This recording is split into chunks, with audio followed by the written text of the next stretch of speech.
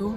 Perkenalkan, nama saya Iman Al-Hakim dari kelas Ilmu Komunikasi F NPM 522 17 11 237. Perkenalkan, nama saya Muhammad Putra Al-Mulni, NPM 522 171 1217. Perkenalkan, nama saya Dia Sohim Nuri Mamsa, NPM 522 1711 221. Lalu perkenalkan, nama saya Raihan Angel Purnomo, NPM saya 5221 711 200. Perkenalkan, saya Angga Fajri Renata, NPM 522 1711 295. Perkenalkan, nama saya Yasiri Andria, NPM 522 171 1163.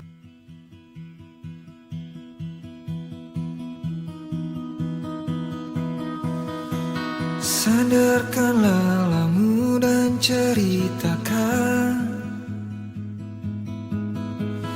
tentang apapun aku mendengarkan. Jangan pernah kau merasa sendiri. Tengoklah aku yang tak pernah pergi. Bagiku kau tetap yang terbaik.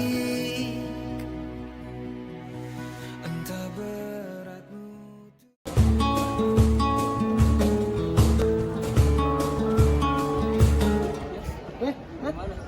Mau ke depan? Sini lah, Boleh. Mana? Ngapain ke depan? Itu mau ke teman. BTW ngapain kamu di sini? Apalagi pusing aja gua. Gimana aja kayak gak punya temen kamu? Kenapa? Iya. Kenapa? Ini boleh cerita. Boleh. Cerita. Gimana? Gua tuh lagi butuh. Paham nggak lu? Ya paham. Gimana? Buat bayar ini keperluan ujian. Jadi boleh dulu. Maaf banget nih. Tapi aku juga lagi miskin ini. Waduh. Emang iya. Iya. Maaf ya gak bisa bantu. Ya. Udah nggak apa-apa sih.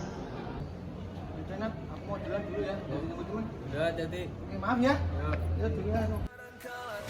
Mengapa untuk tak baik-baik saja? Kita hanyalah manusia, wajar jika tak sempurna. Saat kau merasa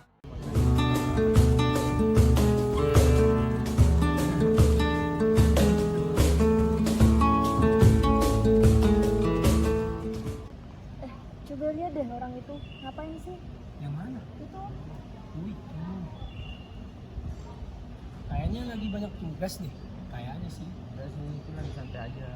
Enggak cuy, itu lagi banyak utang kayaknya. Iya deh. Kayaknya. persepsi adalah inti komunikasi, sedangkan penafsiran atau interpretasi adalah inti persepsi yang identik dengan penyajian balik atau decoding dalam proses komunikasi. Persepsi disebut sebagai inti komunikasi karena jika persepsi kita tidak akurat, tidak mungkin kita berkomunikasi dengan efektif. Persepsilah yang menentukan kita memilih suatu pesan yang mengabaikan pesan yang lain. Semakin tinggi derajat kesamaan persepsi antar individu, semakin mudah dan semakin sering mereka berkomunikasi, dan sebagai konsekuensinya semakin cenderung membentuk kelompok budaya atau kelompok identitas. Persepsi ini banyak kita lakukan di setiap hari. Adanya objek yang menjadi perhatian yang ditangkap panca indera kita dan diteruskan ke otak, dan otak kita ini memproses interpretasi atau pemaknaan yang menjadi respon. Itulah proses persepsi. Dan kita sering mendengar dan melihat persepsi ini satu sama lain berbeda. Dan padahal kita melihat suatu objek yang sama, tapi output atau pemaknaannya berbeda dengan orang lain.